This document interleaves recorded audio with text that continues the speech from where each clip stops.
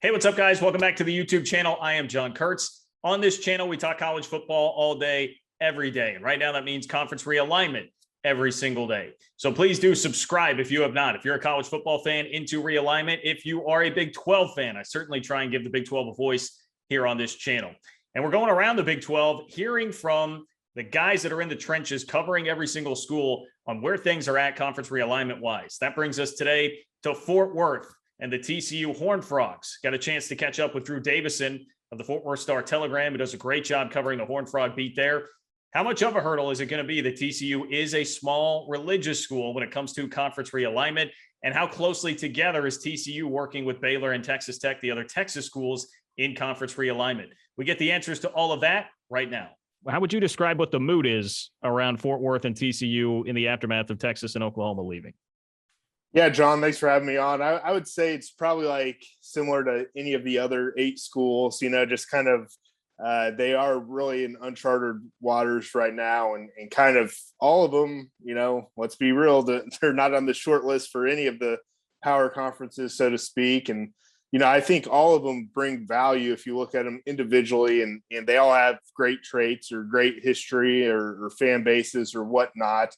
But from TCU's perspective, they feel like their best in or their best asset would probably be the Pac-12. And of course, the Big 12 and Pac-12 have had talks of a merger or scheduling alliance or whatnot. So TCU, I would be fully on board with that. They've got a big alumni base in Southern California. A lot of their students here over the last decade have actually come from the Southern California area, dating back to the Rose Bowl win. That really made a big impact in Southern California and their footprint there. So they've always kind of been a West Coast school. When it comes to different bowl games, they've tended to end up, they've played in a Fiesta Bowl, a Rose Bowl, but, beyond that, a Poinsettia Bowl in San Diego or the Cheez-It Bowl in Phoenix over games like in Florida or whatnot. So they've always kind of attach themselves more to West Coast, and and that goes for basketball too. Playing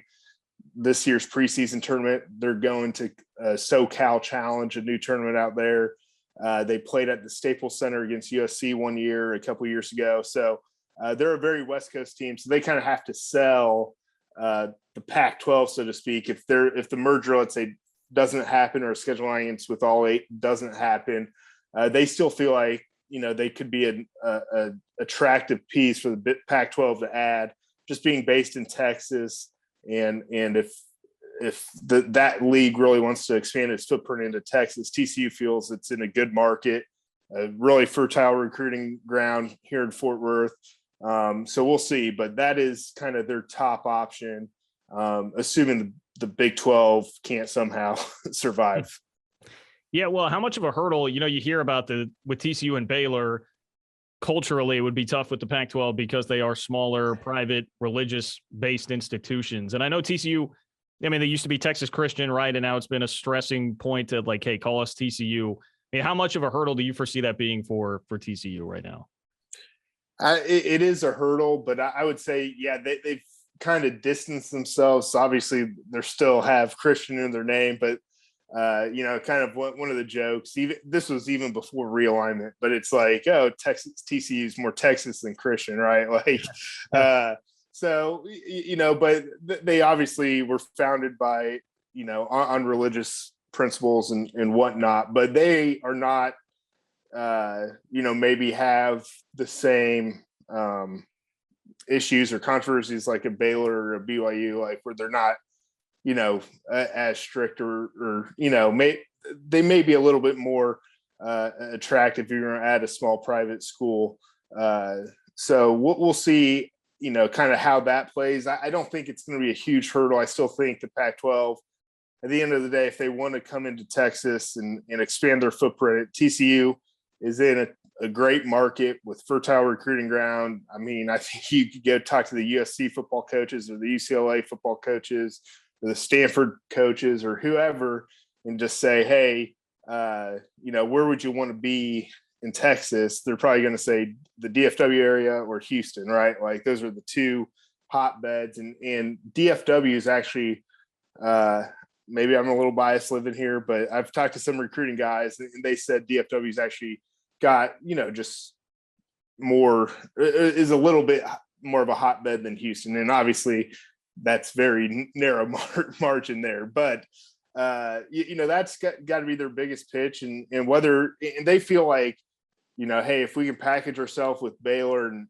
Tech, or even just if Pac-12 says we just want two of y'all, maybe they can work with just one of those schools, and make an attractive case to the Pac-12 about coming in. And I do think TCU's also been in this situation before. I mean, Gary Patterson's coached in 4 different leagues since he's been at TCU, and that's really why they've been able to keep him, right? Like, anytime he'd want to jump, well, hey, we're going from the Conference USA to Mountain West, or hey, we're going from Mountain West to the Big 12. So, you're going to be coaching Power 5 if you just stay here.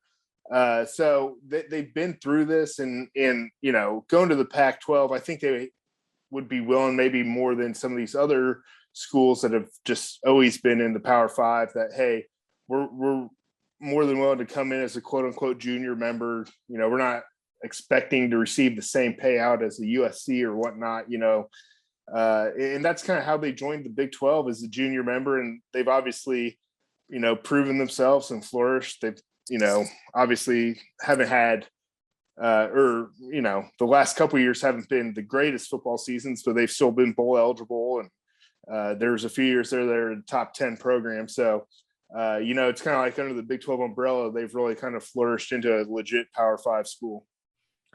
The part that I'm curious about, and Drew Davison is talking with me from the Fort Worth Star-Telegram, covers TCU. I would think that the feelings, at least among those in the athletic department, have to be as frayed at TCU as almost anywhere else, because Chris Del Conte was such a big part of this, right? A guy who was at TCU and has so many ties there. How has that affected those in the TCU athletic department?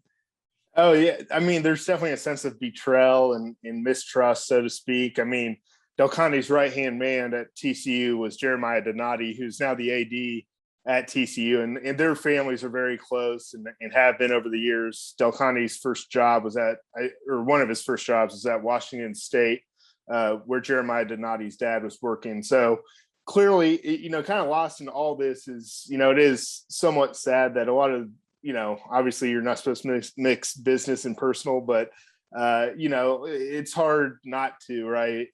And, obviously it'll be interesting to see, kind of how that relationship evolves now. I believe Bob Bowlesby was very close with Joe Castiglione at OU and Del Conte as well. And now obviously, who knows what to make of those relationships. So that's kind of, an unfortunate outcome of some of this is, longtime friendships or relationships, could, kind of dissolve in front of our faces, so to speak. But at the end of the day, and I was telling you off air, if the SEC came knocking on any of these 10 doors, I think all 10 have to listen. And if they got invited, they'd probably be leaving just because it's, at the end of the day, it's a business decision and more money. But yeah, I mean, certainly some hard feelings right now toward the University of Texas from TCU. Very much appreciate Drew Davison's time and joining me here on the channel. You can check out all the videos of all of the perspectives we've gotten: Oklahoma, Texas, Oklahoma State, Baylor here in the last couple of weeks. I'll put links to some of those in the description as well. Continue to subscribe to the channel, like and comment on the video. It really does help me. And if you want more content, follow me on Twitter. It's at JL Kurtz, JLKURTZ, where you can find my daily radio show, which is where that clip actually came from. And my daily radio show airs on News Radio KMAN in Manhattan, but just search The Game KMAN on Apple Podcasts, Google Podcasts, Spotify, wherever it is that you get your podcasts if you do want more. Take care, guys. I'll talk to you soon.